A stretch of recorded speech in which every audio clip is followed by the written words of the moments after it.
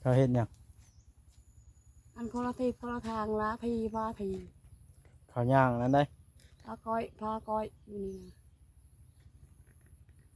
พ่อก้อย เมียบักเสือนะก้อยเลย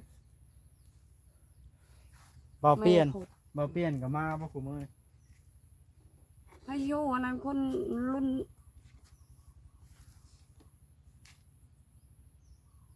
เจ้าจื้อบ่ไก่ซำนี้ก็ได้หรือเดาเอา ที่ไปใช่นะ เขาสิเข้าบ้าน เขาสิกล้าเป็นยังบาท ไอ้เทิดบ่นั่นนะ ใช่ แบกกระเป๋านะ อันนั้นไม่ยิ่งกันนะฮะไม่แม่นผู้ชายไปเบิ่งนะ ไอ้เทิดไปใช้เราอยากตัดข้าวแล้วคือเขานั่งในห้องกินนี่ บ่จัก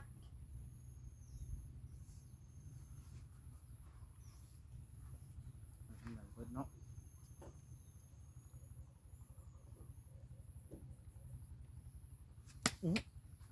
แมงอีหยังอันนี้มาหาข้าวหุงข้าวตาอันนี้เป็นบ่นี่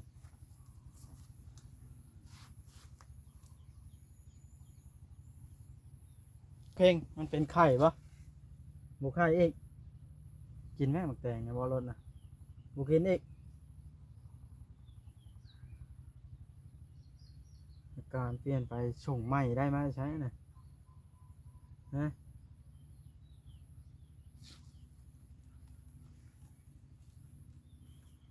ส่งใหม่แท้สิครับสบายแต่ไปขึ้นเทิงเฮือนไปขึ้นหาช่องของมือไปโซมหลายพี่น้อยสบายบ่ฮู้เป็นหยังเห็นหน้านางหัวใจสาวใบสัน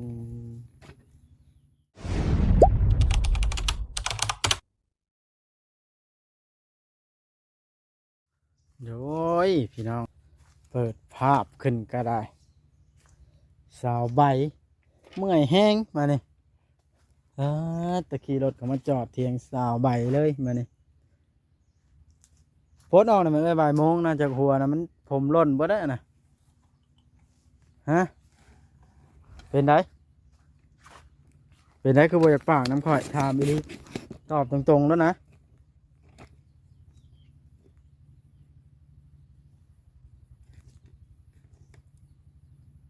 เป็นชงลงเชงเลงหรือว่าใดมันเป็นองลองอิงเลงมันเป็นกระโสบโอเข่งมันเป็นไข่ปะบไข่เอกกินแม่หมักแตงนะบอรถนะบุกินเอกอาการเปลี่ยนไปส่งใหม่ได้ไหมใช่นะฮะ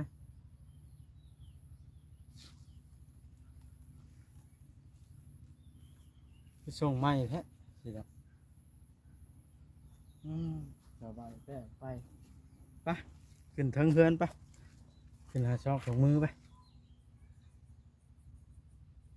โซมหลายพี่น้อยสบายบ่ฮู้เป็นหยังเห็นหน้านางหัวใจสาวใบสันอาการแบบแปลกๆพี่น้องโซมแห้งห้องไอ้เทิดมา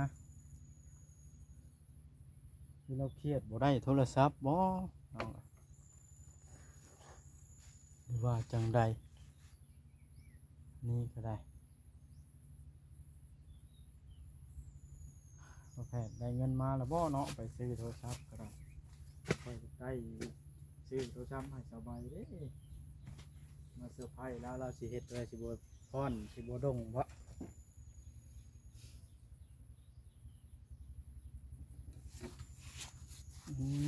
เรา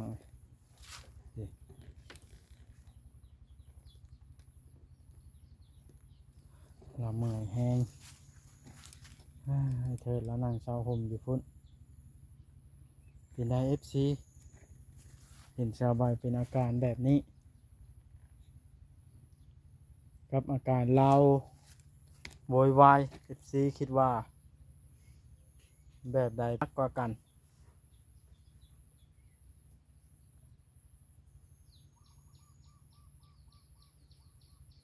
ไผแบกนะ ไอ้เทิดบ่สบายไอ้เทิดบ่แบกนั่นนะแล้วเข้าบ้านแล้วนะฮะ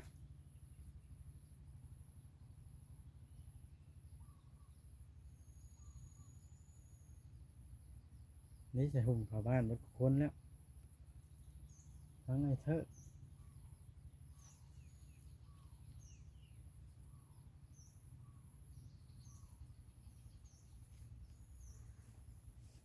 อืม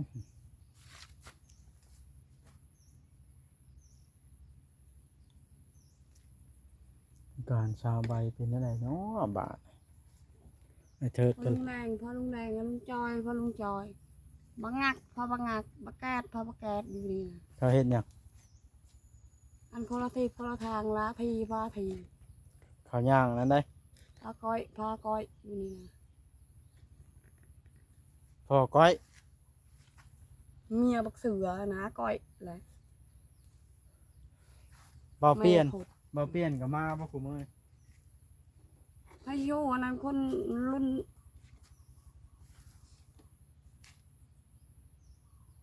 เจ้าจื้อบ่ไก่ชำนี้ก็ได้หรือเดาเอา ที่ไปใช่นะ ขอสิเข้าบ้าน เขาสิก้าวเป็นยังบาท ไอ้เทิดบ่นั่นนะ ใช่ แบกกระเป๋านะ อันนั้นไม่ยิ่งกันนะฮะมันเป็นผู้ชายไปเบิ่งนะ ไอ้เทิดไปใช้เราอยากตัดเข่าแล้วคือเขานั่งในห้องกินนี่ บ่อจัก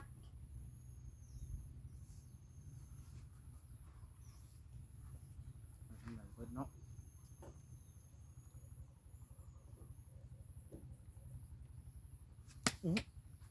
แมงอีหยังอันนี้มาหาข้าวหุงข้าวตาอันนี้เป็นบ่นี่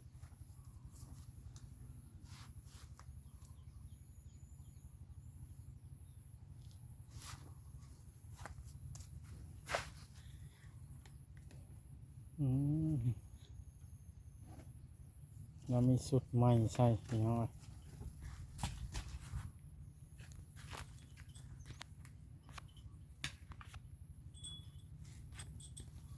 สบายไปทั้งใดก็ซ้ำงัวเดี๋ยวนี้เรามีแขวนมากระดิ่งนั่นเองเพื่อให้คนหูจัก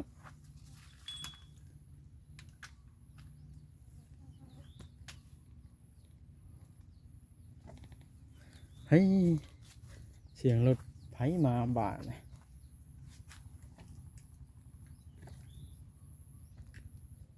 เดี๋ยวไอ้เทิดยังอยู่ในตู้เราไม่ได้ไป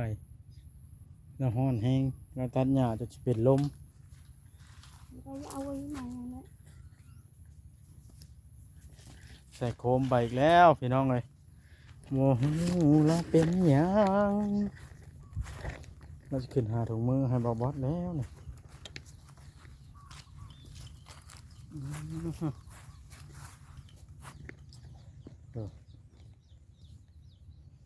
คนไปหาหน่อไม้หน่อแมงนี่เด้ได้ย้อนลิสาวใบ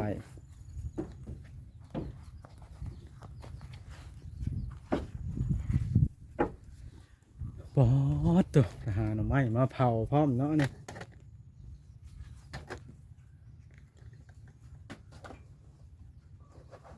ไปหาหน่อไม้มาเผานี่ไอ้เทิดบ่ฮะหรือไผ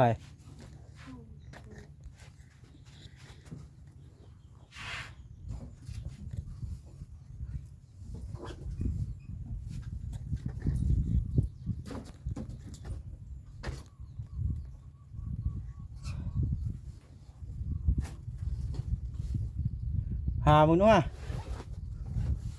เออมาใส่ลีนไว้ใส่เสียงสับก้อน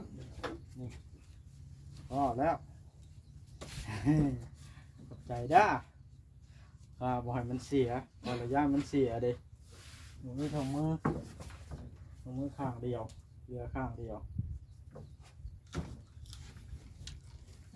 เพื่อนเทิดไปเก็บหมกทั่วมันซื้อหมกทั่วของเรามานี่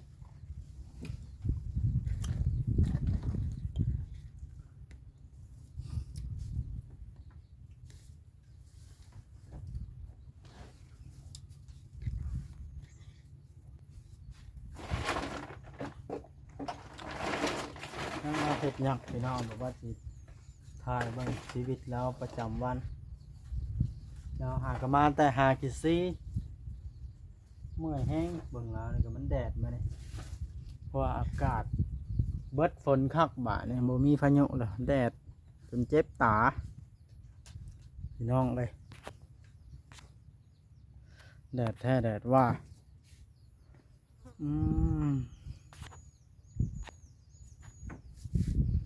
แดดเรือฮีมาฮีแมวอหลีนี่เราก็เตรียมสีนอน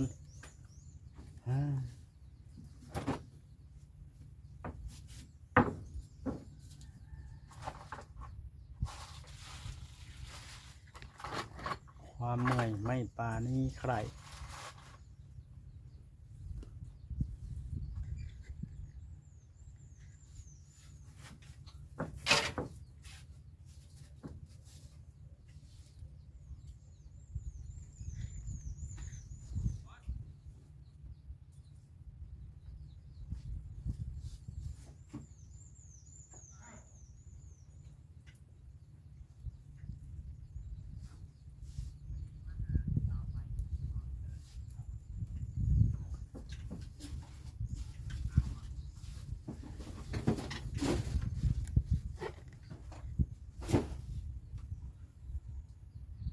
เพื่อเฮ็ดเพียงนะสบาย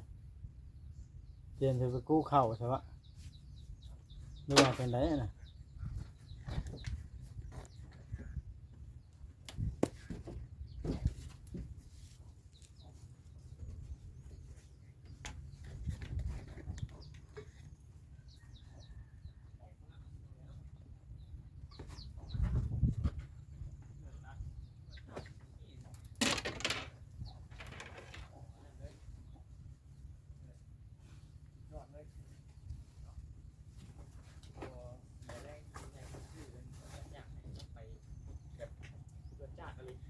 เด็กพอลูกแพทย์ก็มาแล้ว สบายดีบ่ สบายดี สบายดี พอลูกแพทย์ ด้วย พอมีแนวสิถามเนี่ยนี่นะ ด้วยขึ้นเน่ค่อยขึ้นเน่ ฮะ ค่อยขึ้นน้ำแน่ เดี๋ยวสบายสิลงเลยเด้ สิลงไปใช้ จังน้ำลาแล้ว ค่อยขึ้นก่อน หืม ค่อยขึ้นน้ำแน่ค่อยนั่งน้ำแน่ ก็จะคอยกับผมวันนั่งแล้ว เจ้าก็ยับไปให้มันดิ สบายเรางอนเดี๋ยวนี้สบายเรางอน สบายผู้ได้ไปหาหน่อไม้นี่หน่อไม้กระซะ เจ้าว่าสิซื้อโทรศัพท์ให้เราบ่ โทรศัพท์นะ เรางอนเดี๋ยวนี้ เราจะงอนจะได้โทรศัพท์บ่ เดี๋ยวเราจะบ่ปากน้ สบายมานี่ไอ้สิถามนี่ ำเจ้าจักปีจังห้องเราเป็นจังห้องตัวเองเป็นนายนะ ออกไปพอแพ้นะขนาดค่อยอายุหลายกว่าค่อยยังเอิ้นเราเอ้ย เคยใบบ่ลื่นบ่ใครก็ได้อันที่จริงเราได้อายุหลายกว่าเนาะเอ้ยใบสนะเอ้ยใบใช้ให้เถิดดิฮะเรางอนเรื่องไหนอยากได้โทรศัพท์บ่มานั่งก่อนถ้าอยากได้โทรศัพท์นะนี่น้องนี่เนาะ การหายใจเรื่องแล้วนะเรางอนนี่บ่ เรางอนนี่ละ หมางามให้ตัวนี้ เรื่องโทรศัพท์ ใจเย็นๆเนาะ ใจเย็นๆสบายเจ้าน่ะสิได้อยู่โทรศัพท์ แต่ต้องใจเย็น แต่ต้องใจเย็นประกันว่าเจ้าน่ะได้อยู่ดอกไอ้บริตัวใดไอ้บ่เคยตัวเจ้า แต่ว่าใจเย็นๆกว่านี้บางทีกลับมือเฮือนมือซานแล้วบางทีเจ้าอาจสิได้ก็มีเด้ไอ้เทิดไปใช้สบายฮะ ระบบปากน้ำอิด เจ้ามาเจ้าคุยแล้วก็ปากมันอยู่ปะ บ่ได้ บ่ได้บอกน้ำจังบะ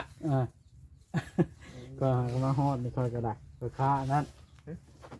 ได้อยู่ฮะ ข้าหัวปะ ประตูนี่ขังเลยเป็นที่มาก นิ้วเข่าเนี่ยก่อนที่ไทยรุดอ้อยแปลงอ้อยเอ้าไอ้คุยกับไพ่นะผมบอกนะ มีเพื่อนบ่ มีเพื่อนมาคุยด้วยโอ้ยเนาะเป็นเครียดเรื่องใดเด้นี่สบายมาคุยกันเนี่ย มันเครียดเรื่องใดเด้เอาพอลูกแพทย์นะ เจ้าเครียดเรื่องใดเจ้าให้เรื่องใดเดี๋ยวนี้ให้ผู้ใดบอกให้นี่แกงหน่อไม้ชูกินนี่กว่าสบายคือแกงหน่อไม้แซ่บหน่อหมากอย่างเงี้ยมาไข่เน่าบ่นี่ ตูมกะมะนาวมะกรูด มากี่หูดเผาโอ้หน่อไม้นี่ผู้ ดีได้ไหม ผู้ใดไปหานี่สบายแกงสิมาให้กินเนี่ยปลาเหมียงอะน่ะปลาแห้งอีกในแต่เพิ่นเฮ็ดปลาแห้งไว้นะปลาแห้งในป้านะได้ชื่อเรา แม่นบ่ แม่จะทายข่อยบ่โอ้ บ่ถ่ายหน่อไม้ หน่อไม้ เจ้าก็ว่าเพิ่นหน่อไม้ หมากยังอะน่ะบ่วัดมันย่างอยู่น่ะ ปอมมอง ใหญ่แห้งเนาะ อืม ข่อยเยี่ยมหมากพี่ช่าง แล้วเฮ็ดหยังเราบ่มีทางลงบ่ เราบ่มีทางลง เจ้าตันแล้วบ่ เอาตันทางลงล่ะจะเห็นมาเถิดบ่ เห็นแล้ว อยู่ไส น่าในกองข้าวฮะ เอ เห็น อ หน่อย สิหน่อยลงไปหาเถิดเนาะ บ่แล้วเราขึ้นมากินข้าว แล้วสิขึ้นมาอยู่ อ่า เราเอานะ สบายเว้า โอ้ แต่เราก็ลงน้ำแล้ว ตำหมักทั่วเนาะพุ่นน่ะ ตามหมกทั่ว หมักทั่วให้เด้ วันนี้แล้วก็จะซ้อนรถเราไปเอาหมกทั่วอีก ทั่วอยู่ไสน่ะ พุ่นแล้ว โอ้ ทางบ้านนิดหน่อยหนึงนะ บ้านหินน้ำอ้อยบ่ อืม โอ้โห มื้อนั้นก็ซื้อทั่วละแสนหนึงพอ ก็ได้เป็นเป่าแล้ว คุณเป้าข่อยเอามา หลายแฮงได้แสนหนึง บ่แล้วข่อยเอาละน้อยเดียวข่อยเอาทงยางเดียวนึง หวาแต่ในบ้านเขานี่เอากระสอบไปใส่แล้วถ้าเป็นแสน บ่แล้วบ่ได้แม่นชื่อหมกทั่วอย่างเดียวเนาะต่างเอาให้ลาวเลยเด้ โอ้คิดว่าเป็นชื่อแต่หมักทั่วนะ ให้ลาวชื่อน้ำแข็งน้ำยังกิน ในแม่ป้านี่บ่ในนาแม่ป้านี่ ภาคบ้านนี่เด้ว่างไอ้เทิดปลูกปีนั้นนะมันละ ลุงเงินบ่ บ่ รู้จักใช่นะ นาป้านี่ล่ะแต่ว่ามันอยู่สวนมันต้นอยู่ข้างบ้านทางนั้น โอ้ ก่อนเอาไปหาตะกี้นะ สบายแล้วเฮ็ดหยังล่ะบัดนี้สบายมาคุยนำแน่ตั้งเพิ่นสิบ่คุยนำกันอะลีนี่ไอ้เถิดบ่ตัดหญ้านะ แม่นเพิ่นแล้วอะ ใช่ว่าเราสิขึ้นมากินข้าว โยมันบ่ายกว่าแล้วเฮ้ยเนาะ ข่ ข่ อ อย ยสงสัยแล้ว ข่อยสิลงไป ชวนเราขึ้นมากินข้าวแล้ แล้ว ว เนาะ ไอ้เถิดตัดเนี่ยข้าวแล้วก็ชวนเราขึ้นมากินข้าวแล้วเราบ่ทันได้กินนี่อองจนบ่ได้กินข้าวกินน้ำบ่เฮ็ดเวียกนะตัวเอาเหือเอาแห้งมาแต่ซ้ายบ่ได้กินข้าวพักกินข้าวกินน้ำ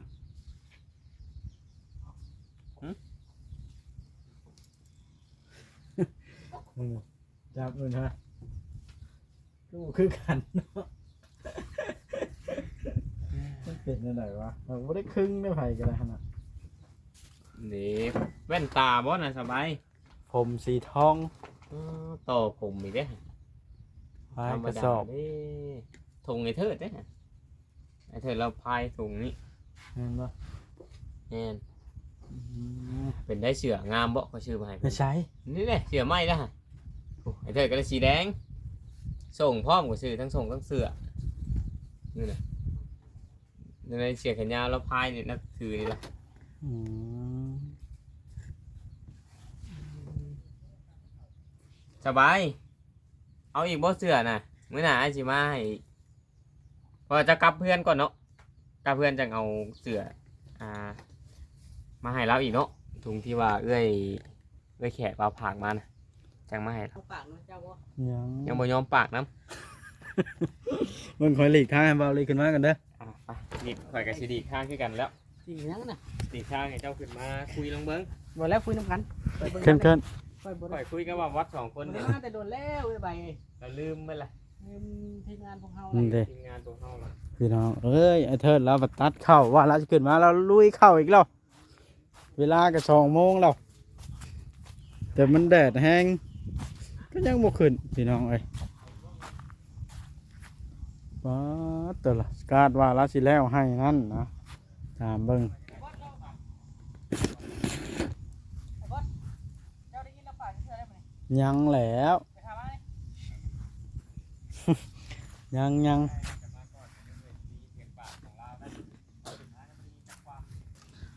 ฮะพี่น้องเอ้ยคลิปนี้ก็ได้บ่ได้ยืดยาวมันคุยกับชาวใบเพิ่นบ่คุยนํพี่น้องเอ้ยจักสิว่าจังใดละทางบ่วัดก็ได้ผมยาวแล้ว ตัดผมเด้อบาดนี่พี่น้องเอ้ยว้าตัวไอ้เทิดเพิ่นก็แล้วให้นั่นเพิ่นจะขึ้นมากินข้าวตามเบิ่งนี่เนาะพี่น้องทางเฮาก็สิได้จบคลิปสักก่อนพี่น้องเอ้ยเนาะอ่ะโอเคบาดในคลิปหน้าจังพบพ่อกันใหม่พี่น้องเอ้ยบ่เทิดขึ้นมากินข้าวก่อนจะคิดท่าให้เบิ่งบาดนี่เนาะเพราะว่าท่าชาวใบแล้วก็บ่เว้านํสิถามไอ้เทิดผู้ละอาการเพิ่นมันเป็นจังใดก็ได้เพราะว่าเฮาก็บ่ฮู้นํอีตามมื้อตามเว้นชาวใบนี่แปลกพี่น้องบ่ปากบ่เว้านั้นแต่ว่าคุณห้อยนี่พร้อมจ้อยพี่น้องเอ้ย ไปแล้วมาบดมันจะเฮ็ดเวียกจนสวยแล้วล่ะ ใส่ระบายลงแล้วบ่ได้นี่ โอ้ยบ่ได้ยินเสียงปากของเพิ่นปะ มีแฮงยาวๆบ่ฮะเราบ่ปากนั้นครับ ปากน้ำไหมปากน้ำ ตายแล้ว ตัดมือสิ เชิดแล้วฮะ ได้บ่ได้ดอกเพราะว่า เสียงจ้างมันดังเนาะ อันนี้ถ้าเจ้าขอนั่นนี่บ่ นะประตู โอ้ นี่น้ำบ่ได้บ่ได้ นี่ได้ย่าง เกี่ยววิธีแล้ว น่าเตรียมใช้เกิบสิไปแล้วบ่ได้นี่ สบายใช้เกิดเบอร์ยังสบายเจ้าใช้เกิดเบอร์ยังอ่ะนะ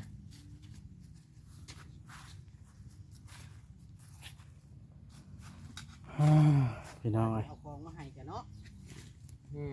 สิได้จบคลิปลงสักก่อน ถึงมาน้ำบ่พอแพทย์ มื้อนี้บ่ได้ถือมานะ ถึงมาบอกเราก่อนบ่ญาติบ่เห็นแล้วบ่